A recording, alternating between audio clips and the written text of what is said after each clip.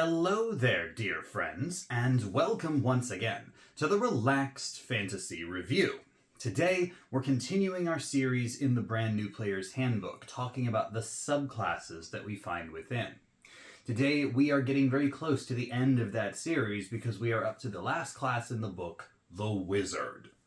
Wizards are one of those funny subclasses that a lot of the time your subclass didn't used to matter that much. The subclasses gave mediocre benefits, and in reality, most wizards were pretty similar, and the real power of the wizard was in their varied and extensive spell list. And that is still true.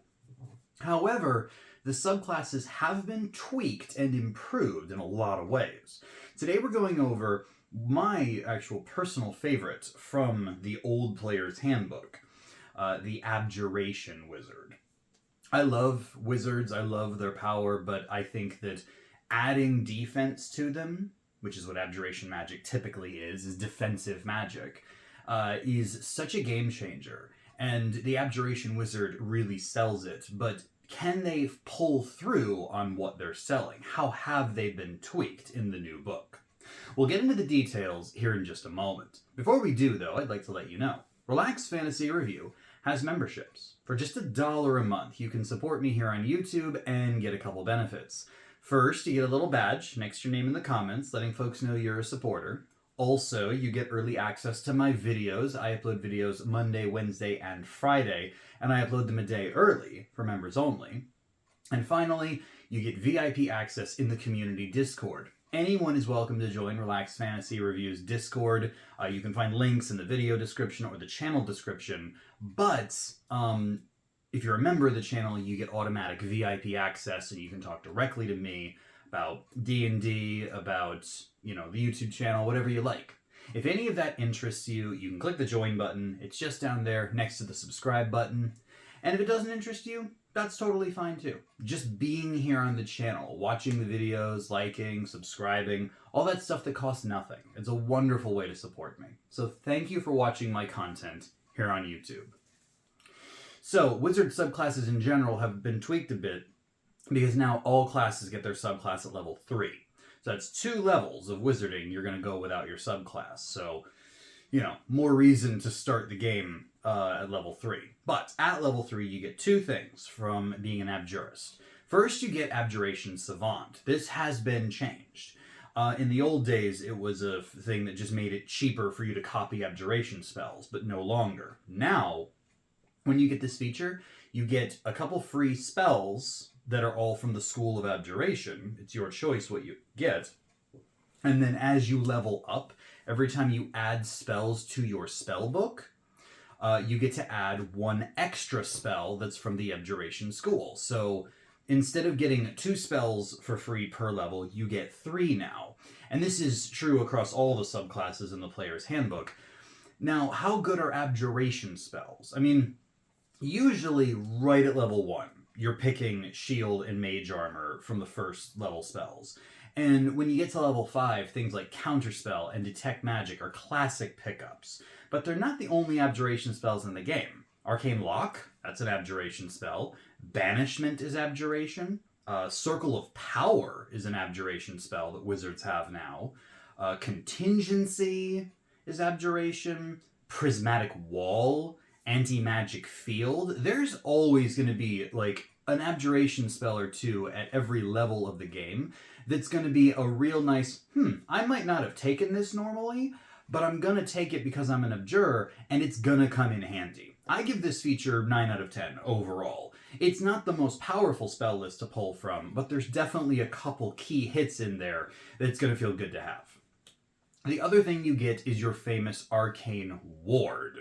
Whenever you cast an Abjuration spell, you get to charge the ward, and it is basically a skin of hit points that's on top of your other hit points. It's a second hit point bar.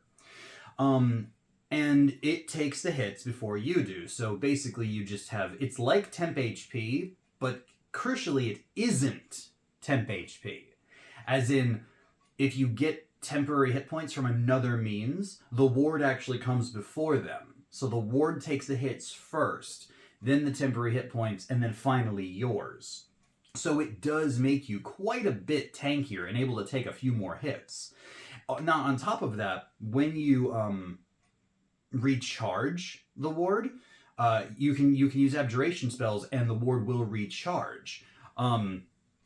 It will regain a number of hit points equal to twice the spell's level. So every time you cast Shield to block a hit, your ward gets 2 extra hit points. Every time you counterspell, your ward gets 6 extra hit points. It's not a huge amount, but it's enough to just kind of keep it ticking. The actual maximum the ward can have is twice your wizard level plus your intelligence modifier. So at this level, assuming you have a 16 intelligence, that's 9. And that's maybe half or slightly more than half than your maximum hit points. Assuming you have a 14 charisma, wizards get a d6 hit die, so that would be 8 at level 1, and then like 12 more, so 20 would be your maximum, approximately. And if the ward is having 9, then yeah, that's almost a 50% boost, and every time you use an abjuration spell, it keeps bumping it back up. So all in all, this is a great tanking power. It is not perfect by any means, but I think that it is exactly what wizards need. Wizards have to have increased defense. That's why spells like Shield exist. And just adding these hit points on, which will keep recharging over time, I give it 10 out of 10. I think it is one of the coolest features, and one that makes the wizard way more survivable.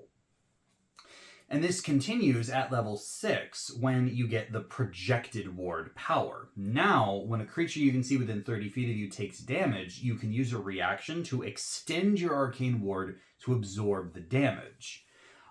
If the damage reduces the ward to 0 hit points, then the warded creature will take the remaining damage. So if the enemy hits your ally for 10 and you block 5, then they take the remaining 5 as opposed to you.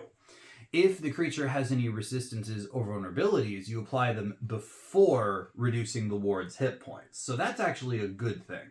That allows you to give this to the barbarian, and then they can actually make your ward last longer. Now, I should say, if I was the wizard with the arcane ward, I would not be giving it to the barbarian unless they're about to go down. Like, if they're at 2 hit points and your ward can block a hit entirely, that could be worth it. Give them another round.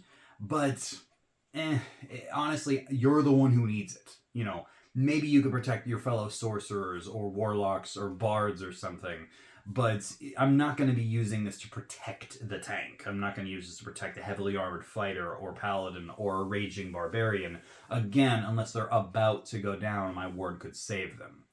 I'm going to say that this is 8 out of 10. It's not terrible. It's just that I'm probably not going to use it unless I'm saving a life or protecting another spellcaster who's concentrating on something crucial. So, you know, not something I'm going to use every day.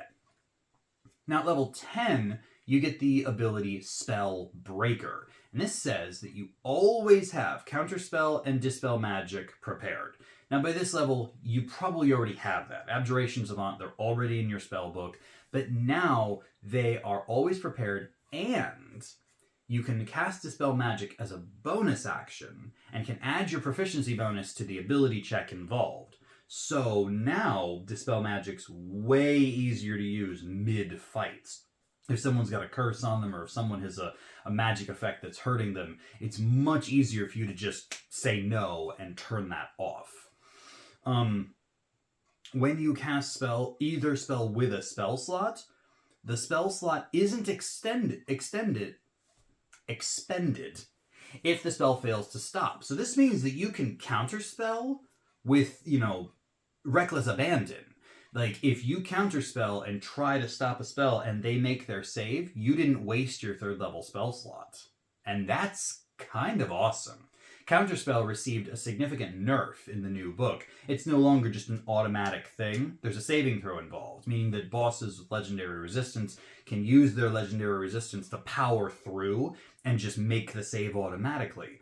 The Abjurer doesn't care. They're like, I'm going to use Counterspell all the time to burn through legendary resistances, because when they use it, that's actually good for me. My 3rd level spell doesn't get expended. This is 10 out of 10, hands down. Buffing Dispel Magic and just buffing Counterspell and Dispel Magic in general, fantastic.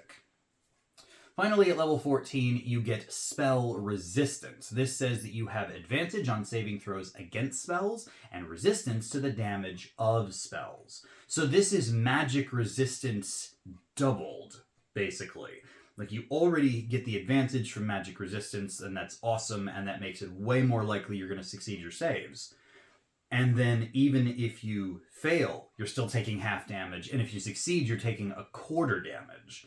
That is very, very nice. And of course, spells can do nasty things. Banishment, hypnotizing, incapacitation. You know, you'll lose your concentration faster than you can blink. But if you have magic resistance, you're good most of the time. I'm going to give this 10 out of 10, especially in late game when, spellcasters are becoming real scary.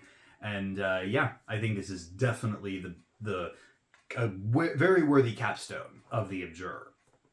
All in all, the Abjurer has always impressed me. I've always liked defensive magic, and it always feels a little bit weird when you have to choose to use defensive magic using an action or a spell slot when you want to be using your action economy to take enemies down. You know, D&D is a game that is generally better played offensively, but most of these features don't interrupt what you were already doing.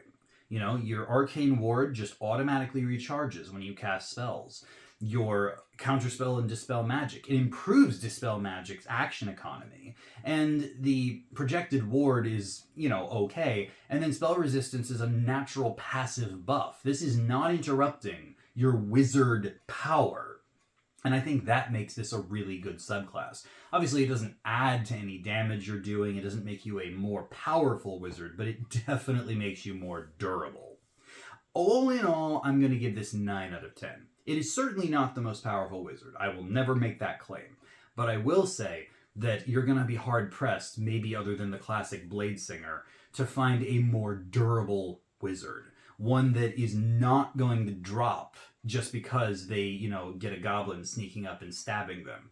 They are going to be much more survivable, and without any real effort on your part. It just kind of happens. So yeah, I think this is well worth a 9 out of 10, a solid subclass, and definitely an improvement. Nice job, Wizards. Thank you. This has been the Relaxed Fantasy Review. If you enjoyed the video, please like and subscribe down below. Have a look for the join button down there, and keep your eyes peeled for more subclass reviews coming down the line soon. Have a good one, my friends.